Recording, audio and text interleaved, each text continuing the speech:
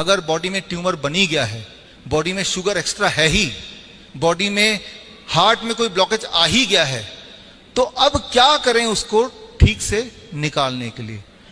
क्या करें? मैं एक एग्जांपल देकर समझाता हूं। किसी के पास पेन है? रिफिल वाला पेन आप में से दीजिए। अब देखिए, जो लोग एंजियोग्राफी कराते हैं या जो लोग एंजियोप्लास्टी कराते हैं, तो एंजियोग्राफी एंजियोप्लास्टी में क्या होता है, एक कैथेटर या यूं बोलिए एक तार आपके ब्लड वेसल में डाल देते हैं, इतना तो आपको पता है। और अगर आपके कहीं पे भी कोई ब्लॉकेज है तो ब्लॉकेज टूट जाएगा, हट जाएगा, राइट। फिर एक वहां पे कोई स्टंट डाल देंगे, कोई रिंग डाल देंगे, तो ये आप ठीक हो गए, ऐसा मानते हैं। अब मानिए इस तरह के तार और ये आपका ब्लड वेसल है और अंदर एक ब्लॉकेज है। अब जब ये बार बार जाएगा तो वो क्या हो, टूटेगा ना, ये तो बोलते ही है। अब वो गार्बेज टूट गया है, लेकिन गार्बेज बॉडी के अंदर ही है ना इस वक्त भी, तो क्या होगा, वो ब्लड में पूरे बॉडी में घूमेगा या घूमता है, और घूम के अक्सर वो ब्रेन में अटकता है। अब होता है ब्रेन स्ट्रोक। तो जब भी आप सोचते हैं, डायग्नोस करके देख लेते हैं, एंजियोग्राफी करा के देख लेते हैं, तो आप अपनी तैयारी कर रहे हैं ब्रेन स्ट्रोक करवाने की। जो लोग यहाँ पे साइंस के स्टूडेंट हैं या इंजीनियर हैं, जो लोग लॉजिकल सोच सकते हैं, एक गार्बेज ऑलरेडी है, ब्लॉकेज है, उसको ऐसे ऐसे बार बार करेंगे तो टूटेगा या नहीं टूटेगा, या तो टूट जाएगा। अगर वो टूट जाएगा तो पूरे बॉडी में वो ब्लड वेसल के अंदर ही है ना, गार्बेज बाहर तो निकला नहीं, राइट। तो अब वो जहां भी जाके फंसेगा, आपका वो वाला ऑर्गन खराब होगा, काम नहीं करेगा, आपको दर्द होगा, पेन होगा, मर जाएंगे, पैरालिसिस हो जाएगा, कुछ ना कुछ हो जाएगा। लेकिन कभी भी ये नहीं पता चलेगा, आपको बताएंगे नहीं, वो जो गार्बेज एंजियोग्राफी करने की कोशिश की गई थी उसी की वजह से ये एक नया प्रॉब्लम आ गई है आपको। तो गार्बेज को बॉडी से बाहर अगर आपको निकालना है तो निकालने का रास्ता वही होना चाहिए जो कुदरत ने आपको दिया है, ना कि वो रास्ता जो इंसान ने बनाया है, काटने छाटने का नहीं। एग्जाम्पल के तौर पे किस तरह से गार्बेज हमारे हॉस्पिटल में हम निकालते हैं, आप घर जाके क्या करेंगे। अब देखिए, मान लीजिए ये पेड़ नहीं है, ये ट्यूमर है या ये कैंसर है और ये बढ़ता जा रहा है। डॉक्टर बोल रहा है ट्यूमर इतना बढ़ गया है, ऐसा करते हैं ट्यूमर को काट देते हैं। ठीक है जी, मैं ट्यूमर को, ये पत्ते हैं, मैंने इसको काट दिया, ट्यूमर निकल गया। लेकिन अब क्या होगा कुछ दिन बाद, क्या ट्यूमर खत्म हो जाएगा? ये पेड़ तो दोबारा से बढ़ेगा। तो कभी भी सर्जरी से कोई भी बीमारी ठीक नहीं हो सकती, क्योंकि जड़ तो अभी भी है ना। जब भी आप स्टोन को निकालेंगे, ट्यूमर को निकालेंगे, पेड़ तो वही है, पेड़ को खाना तो मिल रहा है, वो ट्यूमरस ग्रोथ का कारण वो तो वहीं का वहीं है। तो जब भी आप सोचते हैं कि ट्यूमर है तो काट दे हम, तो पल भर के लगेगा देखो ठीक हो गया, लेकिन धीरे धीरे धीरे धीरे दोबारा से बढ़ेगा, इस बार और तेजी से बढ़ेगा। आप समझ रहे हैं? तो ट्यूमर हो या किडनी स्टोन हो, गॉल ब्लैडर स्टोन हो, तो आप अगर उनमें से कि सर्जरी से कुछ कर लें, तो आप ये सोच रहे हैं कि पेड़ ज्यादा बढ़ गया तो मैं काट लूं और उम्मीद कर रहे हैं कि दोबारा नहीं बढ़ेगा, तो आप कुछ ऐसे ही सोच रहे हैं फिर, जो कि इलॉजिकल बात है।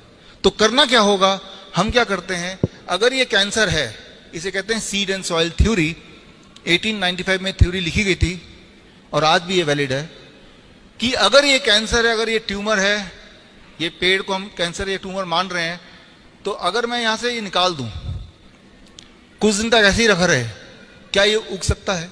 ट्यूमर बढ़ सकता है? क्या होगा इसका? धीरे धीरे ये सूख जाएगा, खत्म हो जाएगा, है ना।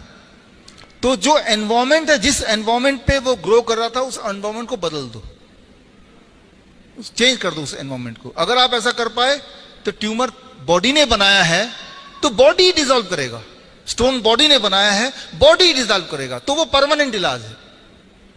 तो ऐसा हम अपने हॉस्पिटल में करते हैं। आप कैसे करेंगे घर जाके आज से, तो वो मैं आपको अभी एग्जाम्पल के तौर पे बताने जा रहा हूं। हम अपने हॉस्पिटल जो करते हैं, बड़ा इंटरेस्टिंग है कि आपके बॉडी ने ट्यूमर को निकालने का, जो चीज बॉडी को पसंद नहीं है, जो चीज बॉडी में अटक गई है, वो स्टोन है, ट्यूमर है, क्रिएटिनिन है, पोटेशियम है, शुगर है, प्रोटीन है, कुछ भी हो सकता है। वो कोई भी चीज अधिक है तो बॉडी में कुछ ना कुछ गड़बड़ करेगी। तो पेशाब का रास्ता निकाला है जो फिर भी बंद हो गया।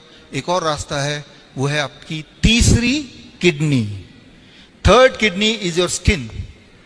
आपका स्किन के जो पसीना आता है उसका एक बूंद लीजिए और पेशाब का एक बूंद लीजिए, दोनों केमिकल एनालिसिस करेंगे तो आपको लगभग सेम मिलेंगे। आपके पसीने में भी क्रेटिनाइन होगा, शुगर होगा, प्रोटीन होगा, यूरिक एसिड होगा, यूरिया होगा, आपके पेशाब में भी यही होता है। तो हम अपने हॉस्पिटल में ऐसे पेशेंट जो किडनी के पेशेंट हैं, खास तौर पे जिनके बॉडी में पानी जमा हो गया है, जो असली वाले पेशेंट हैं, जो बहुत कमजोर हो गए हैं, जिनकी पेशाब बंद हो गई है, जो हफ्ते में 2-3 बार डायलिसिस करना पड़ता है और ऐसा कई सालों से करते जा रहे हैं, जिनका आखिरी कगार पे आ गया ट्रांसप्लांट करना है, तो उनको हम क्या कराते हैं वो देखिए अगला। ये असली पेशेंट हैं, ये यूं ही नहीं बिठाया है, ये असली वाले पेशेंट हैं। ये हमारा जो हिम्स हॉस्पिटल है चंडीगढ़ का, ये सारे वो लोग हैं जो डायलिसिस कराते थे। तो हमने उनको ये गर्म पानी में बिठाया 40 डिग्री सेल्सियस, और पानी आप गौर करेंगे तो गले तक। अगर आपके गले तक पानी हो, 40 डिग्री सेल्सियस पानी हो, इतना गर्मी हो, और ऐसा 2 घंटे तक आप बैठ पाए, तो बॉडी के अंदर जो एक्स्ट्रा है वो बॉडी से बाहर निकलना शुरू हो जाता है। As simple as that. हमारे जयपुर हॉस्पिटल देख रहे हैं आप, जबकि ये घर पे भी कर सकते हैं, मैं बताऊंगा कैसे कर सकते हैं। और ये सारे रियल किडनी पेशेंट जो ट्रांसप्लांट का इंतजार कर रहे हैं, जो डायलिसिस कराते जा रहे थे, मैं उनकी बात कर रहा हूं। ये जोधपुर का हॉस्पिटल है और ये रियल पेशेंट है। देखिए थोड़ी सी उम्र के बच्चे हैं। तो 40 डिग्री सेल्सियस पानी, 2 घंटा बैठना, यहां तक पानी होना। तो आपने, कुदरत ने जो आपको तरीके, आपके आउटपुट जो दिया है गार्बेज को बाहर निकालने का, आपने उसी को यूज किया। तो अब उसको यूज किया तो that is a permanent cure. अच्छा, ये साइंटिफिकली कैसे काम करता है? आपका, मेरा इस वक्त जो ऊपर जो एटमॉस्फेयर है, 1 एटमॉस्फेरिक प्रेशर हमारे सिर पे है, ये हमें पता है। लेकिन जितना हिस्सा पानी के नीचे है उसमें atmospheric pressure plus the pressure of water about 2% more, right, plus the heat of the water. जब ये केमिस्ट्री होती है तो बॉडी में कुछ बदलाव आते हैं। स्ट्रोक वॉल्यूम हार्ट का 20% बढ़ जाता है और ब्लड का रीडिस्ट्रीब्यूशन होता है, टांगों से हटता है ब्लड और यहाँ पे तेजी से घूमने लगता है। सारे मेजर ऑर्गन यहीं पे हैं, चाहे वो किडनी हो, हार्ट हो, उसे वो रिपेयर करने लगता है। कुछ केमिकल बढ़ने लगते हैं जिनसे आपके ब्लड वेसल रिपेयर होते हैं, जैसे नाइट्रिक ऑक्साइड एक्सेट्रा। कुछ हार्मोन कम होने लगते हैं जिससे आपका ब्लड प्रेशर बढ़ा हो रहा था, जिससे आपकी तकलीफें बढ़ रही थी। ये ऑटोमेटिक होता है। और इसके अलावा ऐसा होते ही आपके बॉडी में जो सोडियम है उसकी एक्सक्रीशन 5 गुना बढ़ जाती है। पोटेशियम अधिक है तो वो डबल स्पीड से बाहर निकलने लगता है। सबसे इंटरेस्टिंग बात, आपका वेट रिड्यूस हो जाता है पहले दिन। मतलब पहले दिन पानी के अंदर भेजने से पहले पेशेंट का हम वेट चेक करते हैं, वेइंग मशीन वहीं लगा रहता है। 2 घंटे बाद जैसे ही पानी से बाहर निकलते हैं दोबारा वेट चेक करते हैं। पेशेंट हैरान होता है कि मेरा वेट 1 kg कम कैसे हो गया, 500 ग्राम कम कैसे हो गया। ये वही वाला वेट है जो बॉडी में तकलीफ दे रहा था, जो पेशाब के रास्ते नहीं निकल पा रहा था। ये वही वाला वेट है जो डायलिसिस से आप निकालने की कोशिश कर रहे थे, राइट। तो आप एक्सपेरिमेंट करके देख सकते हैं। जो लोग हेल्दी भी हैं, आम सबके बॉडी में कुछ ना कुछ तो फालतू है ही। तो आप में से कोई भी अगर बॉडी पहले दिन बैठेंगे तो ऑन एवरेज 500 ग्राम वेट कम निकलेगा 2 घंटे बाद जब निकलेंगे वहां से। तो यानी कि जो चीज फालतू, और उसके बाद अगर आप अपना, जो लोग डायबिटीज के पेशेंट हैं उनका ब्लड शुगर नॉर्मल होने लगेगा। जो हाई बीपी की गोलियां लेते हैं तब भी बीपी बढ़ता है, उन सब की गोलियां छोड़ना उनकी मजबूरी हो जाती है। क्योंकि बीपी कब है ज्यादा? जब बॉडी में एक्सेस, जैसे बलून मान लो, इमेजिन कीजिए फुला रहे हैं, अंदर अगर हवा भर रहे हैं तो एयर प्रेशर क्या होगा, बढ़ेगा ना। तो बॉडी में अगर फ्लूइड ज्यादा भर जाता है तो ब्लड प्रेशर बढ़ जाता है।